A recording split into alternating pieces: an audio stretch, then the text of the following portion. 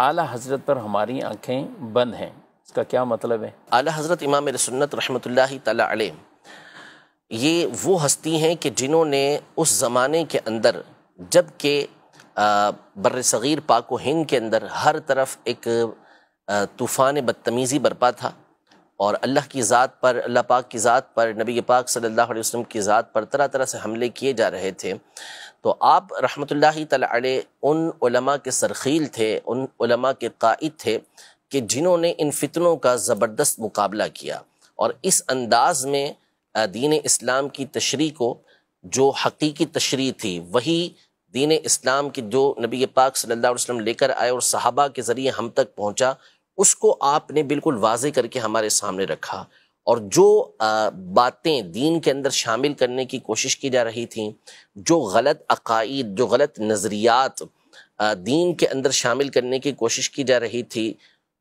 اولیاء پر، صحابہ پر، اہل بیت پر، انبیاء پر، حتیٰ کہ اللہ کی ذات پر جو اعتراضات کیے جا رہے تھے، ان کے بارے میں جس طرح کے غلط نظریات اور عقائد کو بیان کیا جا رہا تھا، ان تمام نظریات اور عقائد کا دلائل کے ساتھ آپ نے رد کیا۔ تو بالکل واضح طور پر اسلام کی صحیح تصویر کو امام اہل سنت الشاہ امام احمد رضا خان رحمۃ اللہ تعالی علیہ نے ہمارے سامنے پیش کیا۔ آپ نے کوئی نئی بات بیان نہیں کی، یعنی ایسی نہیں کہ جو ایسی صحابہ نہیں یا کہ جو آپ نے جو ہے اپنے طور پہ بیان کی ہو، اپنے انداز میں وہی باتیں کہ جو دین اسلام کی صحیح تشریح ہمیشہ سے علماء کرتے ہوئے آ رہے ہیں، اسی بات کو آپ نے بیان کیا، اور آپ کی ان تعلیمات کو، جو تعلیمات آپ بیان کرتے رہے، جو چیزیں آپ بیان کرتے رہے، اس کو اس زمانے کے علماء نے بھی اور بعد کے علماء نے بھی تسلیم کیا۔ کبھی ایسا نہیں ہوا کہ بات تو کر سکتے ہیں، کوئی بات کرتا ہے کہ جی ہمیں اختلاف ہو سکتا ہے، یہ ہو سکتا ہے، لیکن کون سی بات کہ جس سے اختلاف کیا جائے گا، وہ بات بھی تو پیش کی جائے نا۔ تو امام اہل سنت رحمۃ اللہ تعالی علیہ نے جو باتیں کی ہیں وہ اپنی جانب سے کی ہی نہیں ہیں۔ آپ نے چاہے وہ عقائد کی بات میں تو کوئی کلام ہو ہی نہیں سکتا نا، بلکہ اختلافی مسائل جو ہوتے ہیں وہ تو فروعیات کے اندر ہوتے ہیں، فقہی مسائل کے اندر ہوتے ہیں۔ عقیدہ تو مسلمانوں کا متفق علیہ ہے۔ کون اس بات کے بارے میں گفتگو کر سکتا ہے کہ نبی پاک صلی اللہ تعالی علیہ وسلم کے بعد کوئی دوسرا نبی آ سکتا ہے؟ تو جب اعلیٰ حضرت کے سامنے یہ بات کی گئی، اور اس زمانے کے اندر یہ فتنہ برپا کیا گیا کہ نبی پاک صلی اللہ علیہ وسلم کے بعد کوئی دوسرا نبی آ جائے تو نبی نبوت کے اوپر کوئی فرق نہیں پڑے گا، ختم نبوت پہ کوئی فرق نہیں پڑے گا، آ جاتا ہے، یعنی امکان کی بات کی گئی، تو امام اہل سنت رحمۃ اللہ تعالی علیہ نے اور دوسرے علماء نے دلائل کے دریا بہا دیے، تو اس سے کوئی انکار کر سکتا ہے؟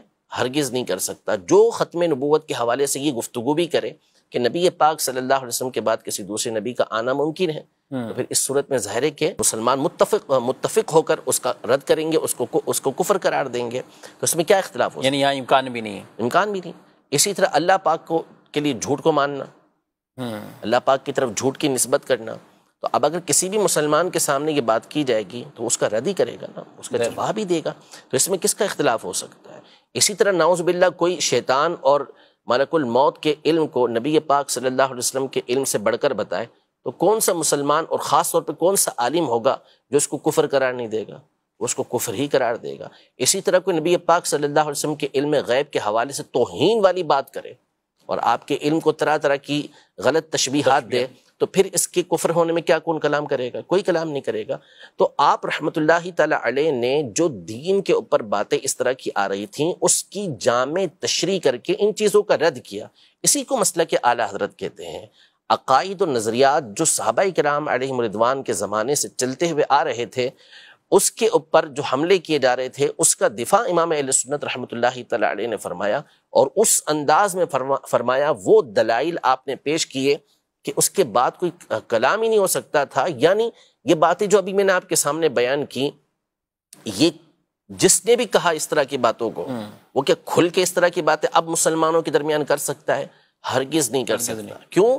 اس لیے نہیں کر سکتا کہ علماء نے، بالخصوص امام اہل سنت رحمۃ اللہ تعالی علیہ نے، اس کا اس انداز میں رد کر دیا کہ اب چھاپنے کی بجائے چھپانا ضروری ہو گیا۔ ٹھیک ہے، ورنہ اگر یہ رد نہ کیا جاتا تو چھپانے کی بجائے چھاپا جاتا۔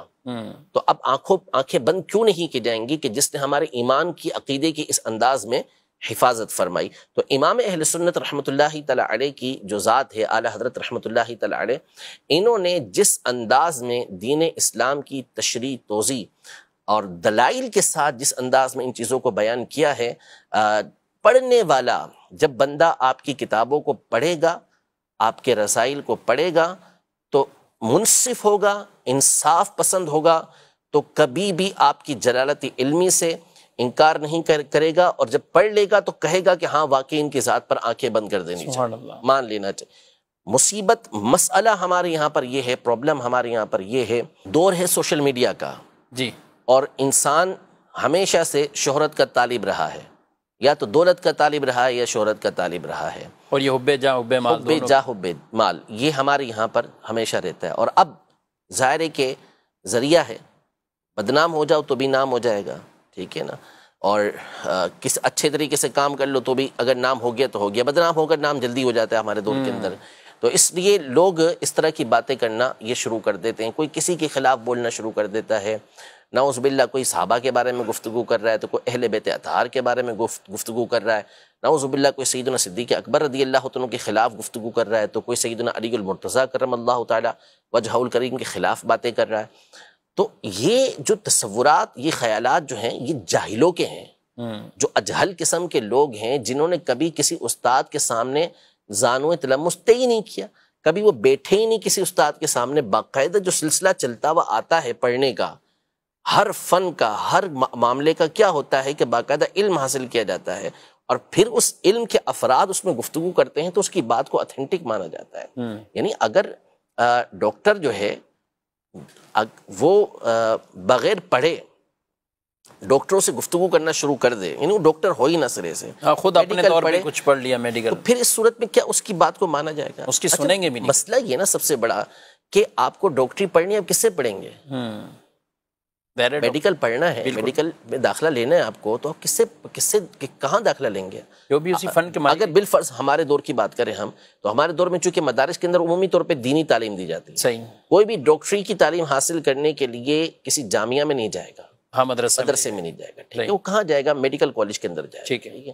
کسی کو انجینئرنگ پڑھنی ہے، وہ میڈیکل کالج میں نہیں جائے گا، وہ انجینئرنگ کالج کے اندر ہی جائے گا، وہاں جا کے وہ تعلیم حاصل کرے گا. فزکس پڑھنا ہے، فزکس کے استاد سے پڑھے گا، ٹھیک ہے، وہ اس کو بایولوجی کے استاد سے نہیں پڑھے گا. میتھ پڑھنا ہے، میتھ کے استاد سے پڑھے گا. تو ہر چیز، اگر مثال کے طور پہ آپ کا بیٹا جو ہے وہ کہتا ہے کہ ابو مجھے جو ہے وہ انگلش پڑھنی ہے، تو آپ اسے سب سے بڑے اردو دان کے پاس بھیج دیں کہ بھائی اس سے جا کے انگلش پڑھ لو، بھلے اس کو انگلش نہیں آتی. ظاہر نہیں ہوگا نا، ظاہر سی بات ہے. آپ کو اردو میں بہترین جو ہے وہ ادب سیکھنا، اردو کا ادب، آپ اس کو جو ہے وہ کسی انگریز کے پاس بھیج دیں کہ اس سے جا کے اردو ادب سیکھ لو، تو کیسے ہوگا؟ تو اسی طرح جو دین ہے وہ دین کس سے سیکھا جائے گا؟ صحیح، دین کا علم بھی آپ اسی سے حاصل کریں گے نا کہ جو اس کا ایکسپرٹ ہو، جس نے اس کی تعلیم حاصل کی ہو. اب جس کو الف سے بے دین کی آتی نہیں، جس کو عربی عبارت تک پڑھنا آتی نہیں، وہ کہ میں قرآن و حدیث کو خود سمجھ سکتا ہوں، کتنا بڑا ظلم ہے. یعنی امام اعظم ابو حنیفہ رحمۃ اللہ تعالی علیہ، امام شافعی رحمۃ اللہ تعالی علیہ، امام شافعی نے 10 سال قبیلہ حذیل کے اندر گزارے، جو عرب کا فصیح ترین قبیلہ تھا. کس لیے گزارے؟ تاکہ عربی زبان کے اندر ایسی، اعلی خود عربی ہیں، ایسی مہارت حاصل کر لیں کہ قرآن و حدیث کو صحیح طریقے سے سمجھ سکیں، جو اس کے معانی اور مفاہیم اس کو صحیح طریقے سے سمجھ سکیں. پھر اس کے بعد ان کی خدا داد ذہانت اپنی جگہ پر، اور علم دین کے لیے الگ تگ و دو اپنی جگہ پر. اب کوئی شخص آتا ہے جس نے کبھی پڑھا ہی نہیں ہے، آ کے وہ کہتا ہے کہ جس طرح میں نے قرآن کو سمجھا اس طرح تو امام شافعی بھی نہیں سمجھے. کیسے کہیں گے اس بات کو؟ کیسے تسلیم کریں گے آپ کی بات؟ یعنی آپ بڑے بڑے جو فلاسفر ہیں ان کے مقابلے میں آپ ہماری بات کو تسلیم نہیں کریں گے. اگر ہم کوئی حکمت والی بات کہیں تو نہیں، اس کی بات معتبر ہے زیادہ. وائی؟ کیوں؟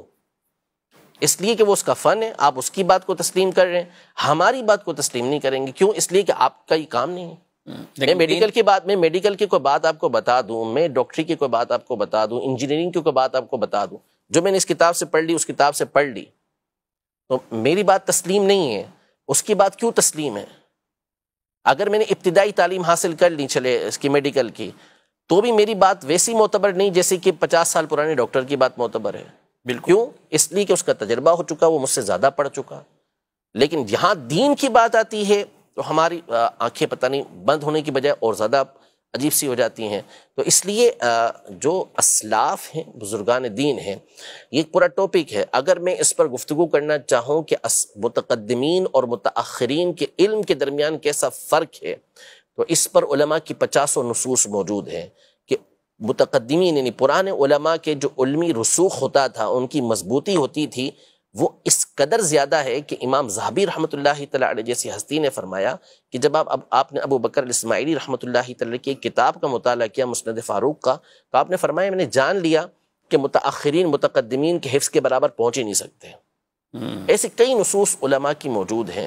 تو اس لیے ہمیشہ اپنے بزرگوں کا دامن تھام کے رکھیں، اسلاف کا دامن تھام کے رکھیں. ہمیں کہا گیا اہدنا الصراط المستقیم، ہمیں سیدھے راستے پر چلا. صراط الذین انعمت علیہم، راستہ ان کا جس پر تو نے انعام کیا، اور وہ انبیاء، شہداء، صدیقین، صالحین، نیک لوگ ہیں، پارسا لوگ ہیں. ہمیشہ اس کے راستے کو اختیار کریں. فرمایا وَمَن يَتَّبِعْ غَيْرَ سَبِيلِ الْمُؤْمِنِينَ نُوَلِّهِ مَا تَوَلَّى وَنُصْلِهِ جَهَنَّمَ، کہ جو مسلمانوں کے راستے کے علاوہ کوئی اور راستہ اختیار کرے گا، ہم اس کو اسی طرف پھیر دیں گے اور اس کو جہنم کے اندر داخل کر دیں گے. تو مسلمانوں کا راستہ کون سا ہے؟ وہ یہی راستہ ہے کہ جس کے اوپر اہل سنت چل رہے ہیں، جس پر ائمہ اربعہ کے مقلدین چل رہے ہیں.